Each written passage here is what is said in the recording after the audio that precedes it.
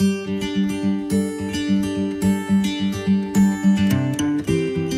बच्चों, कैसे हो? आइए आज आपको ले चलते हैं रीजनिंग में। रीजनिंग के टॉपिक एनालॉजी में। एनालॉजी समसंबंध, लेकिन ये जो नॉन वर्बल एनालॉजी है, कौन सी एनालॉजी है? ये वर्बल की बजाय नॉन वर्बल एनालॉजी है। अशाब्दिक समसंबंध, जिसको हिंदी में कह सकते हैं।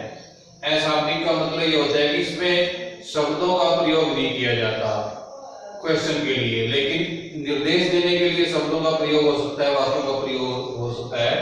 लेकिन जो फिगर और आकृतियां जब दे के सवाल पूछा जाता है और दिमाग का जो टेस्ट है वो किया जाता है, इंटेलिजेंस का जो टेस्ट है वो किया जाता है आकृतियों से, फिगर से देके, चित्र देके, तो उस तरीके से इसमें आपसे पूछे जाएंगे सवाल। दो सवाल आपके सामने यहाँ पे लिखे गए हैं, क्योंकि ये चित्र जो दिए गए हैं इनको लिखना बड़ा मुश्किल होता है। चित्र बनाना, छोटी छोटी आकृतियां बनाना, ये बहुत प्रयास का काम होता है। फिर भी क्वेश्चन नंबर 1 जो आपको बता रहा है, इसमें बताने के लिए है कि एनालॉजी, जिस तरीके से हमने शब्दों में एनालॉजी की थी, उसका संबंध दूसरे से है, तो तीसरे का संबंध चौथे से कैसे होगा, तो चौथे में कौन सा उत्तर आएगा। तो एक वस्तु का संबंध दूसरी वस्तु से है, एक शब्द का संबंध दूसरे शब्द से है, तो तीसरे का चौथे से बताना है। इसी तरीके से एक आकृति का संबंध, यहाँ पे एक आकृति का संबंध दूसरी आकृति से है, तो सेम उसी तरीके से तीसरी आकृति का संबंध चौथी से होगा। जो वो चौथी आकृति है वो आपका उत्तर होगा। और चौथी आकृति के लिए जो प्रश्न चिन्ह दिया गया है, भाई इस खाने में, इस भाग में इन उत्तर आकृतियों में से कोई एक आकृति आएगी। ए बी सी डी के ऑप्शन में से कोई एक ऑप्शन इसका उत्तर आएगा, और तब जाके आपका सवाल पूरा हो जाएगा। तो मैं जो आपके सामने जो आकृति दी गई है, फिगर दी गई है, ये बहुत सिंपल सी फिगर दी गई है। सवाल आसान सा सवाल पूछा गया है कि पहले इसमें भाग में, पहले हिस्से में एक आकृति है, तो उसका संबंध दूसरे से है। तो जैसे यहाँ पे त्रिभुज है, यहाँ पे चतुर्भुज है, तो त्रिभुज का संबंध चतुर्भुज से हो रहा है, और सेम उसी तरीके से चतुर्भुज का संबंध किससे होगा, तो ये हमें बताना है। तो कोई भी बच्चा देख के अपने दिमाग पे जो देख के बता सकता है, भाई बहुत सारे तरह का है, फिर हम उसकी भाषा पे जाएंगे, चित्र पे जाएंगे, आकार पे जाएंगे। लेकिन हम यहाँ पर अगर देख के समझ रहे हैं, तो इसकी 3 भुजाएं हैं, 3 सरल भुजाएं हैं, सीधी सीधी 3 भुजाएं, इसकी 4 भुजाएं हैं, तो एक भुजा बढ़ा के बस 3 भुजा वाली आकृति है, ये 4 भुजा वाली आकृति है। तो सेम उसी तरीके से अगर ये 4 भुजा वाली आकृति है, तो इसको उत्तर में हम 5 भुजा वाली आकृति ले लेंगे। एक बढ़ा के ले लिया, तो घटा के भी हो सकता है, बढ़ा के भी हो सकता है, या चित्र को पलट के भी हो सकता है, या उसको तोड़ के भी हो सकता है, इसको आधा आधा करके भी हो सकता है, इसके टुकड़े करके भी हो सकता है। मुझे अगर जैसे ये 3 भुजाएं हैं, तो हम ये 3 अलग अलग मतलब लाइन खींच दे, 3 लाइनें, इसी तरीके से 4 की 4 लाइन खींचेंगे। तो बहुत सारी चीजें हैं। तो इसमें एक भुजा बढ़ाई गई है, तो इसमें भी एक भुजा बढ़ा दी गई। तो एक भुजा बढ़ी हुई आकृति यहाँ पे देखिए, 6 भुजा वाली है, 3 भुजा वाली है, ये 5 भुजा वाली है, तो ये वो है, इसमें भुजा नहीं है, तो ये तो उत्तर हो ही नहीं सकता। फिर भी हमारा जो 5 भुजा वाली आकृति है, 4 के बाद एक भुजा बढ़ के 5 हो जाएगी, तो उत्तर हमारा सी आएगा। तो ये एनालॉजी को समझने के लिए नॉन वर्बल एनालॉजी है, जो आकृतियों में आपसे पूछी जाती है।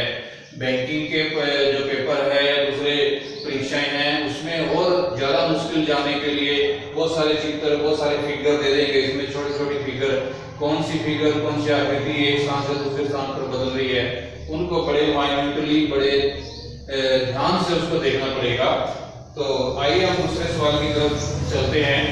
दूसरा भी क्वेश्चन है कि क्वेश्चन फिगर है या आंसर फिगर है। क्यू आर का मतलब क्वेश्चन फिगर है, ए एस मतलब आंसर फिगर है। तो इसमें दो के ग्रुप में यहाँ पे दिया जाता है।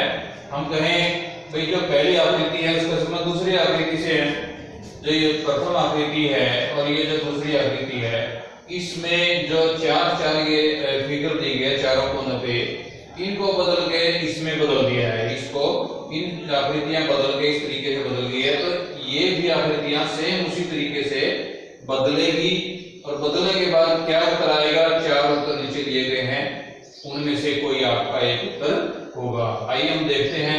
अगर हम एक आकृति को, सबसे पहले तरीका यही होता है कि एक एक फिगर को देखें। एक फिगर अगर हम लें तो यहाँ जैसे क्रॉस का निशान है, गुना का निशान है जिसको हम कहते हैं, तो ये निशान सामने चला गया अगले खाने में, यहाँ से यहाँ चला गया, मतलब अपोजिट दिशा में चला गया, बिल्कुल सामने वाली दिशा में, एक कोने से दूसरे कोने पे। इसी तरीके से बराबर का निशान है तो यहाँ से वहां चला गया दूसरे कोने पे, और जो त्रिभुज थी वो इस कोने पे आ गई, मतलब ये दोनों आपस में बदल गया, ये दोनों आपस में बदल गए हैं, इन दोनों ने एक का स्थान दूसरे ने ले लिया है।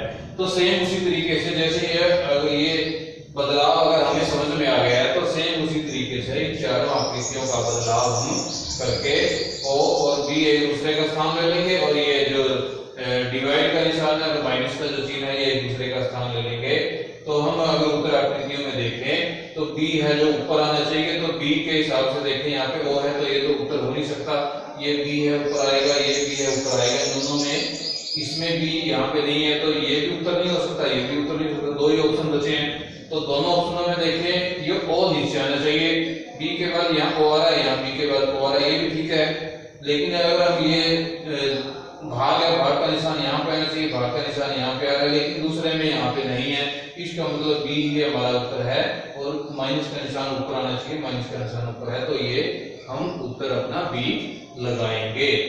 तो इसमें जैसे सीरीज में जो वर्बल सीरीज थी, नॉन वर्बल सीरीज थी, जो फिगर वाली आकृतियां जो आपको बताएगी पिछली वीडियो में, अगर उसमें चेंज होने के बहुत सारे नियम भी बताए आपको, एक खाने में बता के भी उसमें से एक कोने से दूसरे कोने पे 1 स्टेप, 2 स्टेप, 3 स्टेप चल गई है, ये क्लॉकवाइज चल रही है या एंटी क्लॉकवाइज चल रही है, या इसको उल्ट दिया गया है, पलट दिया गया है, अलग अलग वाटर इमेज है, मिरर इमेज है, पानी की जो इमेज, जो शीशे की जो इमेज है, उसमें भी अक्षरों को बदल दिया जाता है। इस प्रकार के सवाल भी आपसे पूछे जाएंगे, और इमेजेस के लिए अलग से वीडियो बनाएंगे। इमेजेस के जो सवाल है उसमें बहुत सारे और भी अलग से एक तरीके के जो इमेज भी अलग से एक तरीका है, प्रतिबिंब का जो तरीका है, दर्पण प्रतिबिंब है, जल प्रतिबिंब है, उसको एक रीजनिंग में वो अलग से एक तरीका है, उसके सवाल हम अगली वीडियो में करेंगे। फिर भी आपको बताने के लिए अगर हम ये